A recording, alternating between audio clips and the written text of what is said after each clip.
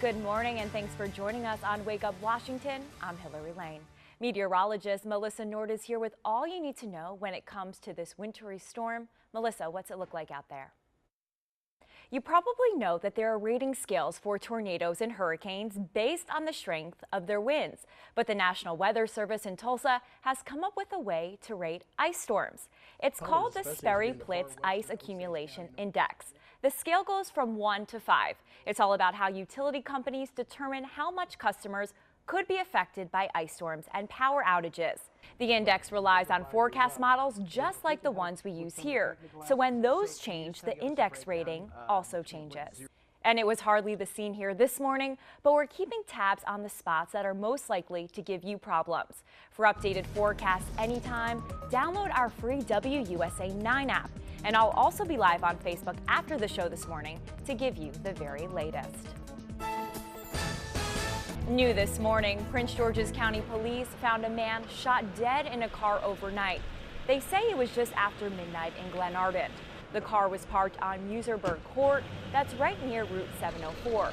And police are asking for your help this morning. You can make anonymous tips by calling 866-411-TIPS.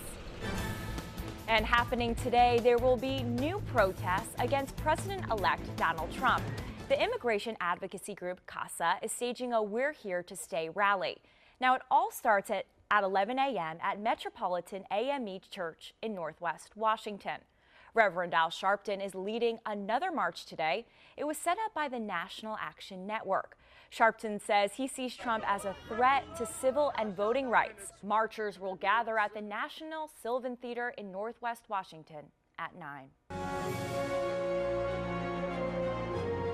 And Mr. Trump gets sworn in only 6 days from now. Prominent lawmakers are planning to boycott inaugural ceremonies. Among them, civil rights icon and longtime Georgia Congressman John Lewis. He tells NBC that he's angry. He thinks Russia influenced the outcome of the election. I don't see this president-elect as a legitimate president. And Congressman Raul Green is one of at least 7 other Democrats who also say they'll skip the inauguration. The president-elect got a victory on Capitol Hill Friday when the House took another step towards repealing the Affordable Care Act. Over the next week, we're talking to you in a segment we call Your City, Your Voice. WUSA 9 is hitting the streets so you can tell us what's on your mind. And we're listening and we're getting all sides of the story. Shasta Rubble is from Fort Washington.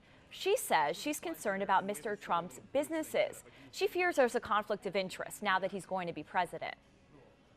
The thing is that the President of the United States should not actually be involved in different businesses. Mr. Trump did hold a news conference on Friday. He said he would be turning over all of his political investments to a trust, and he'll be handing over control of his businesses to his adult sons. Critics still say that's just not good enough. For everything you need to know about the inauguration, download the WUSA 9 app. It's your one-stop shop for information, from a schedule of events to road closures, parking, and public transportation. And President Obama will appear for the last time in a presidential interview on network television. And you can watch it right here on WUSA 9. 60 Minutes presents Barack Obama 8 years in the White House. It airs tomorrow, January 15th at 7 p.m. And even if it's just rainy where you are, there are some flight cancellations already this morning, so check with your airline.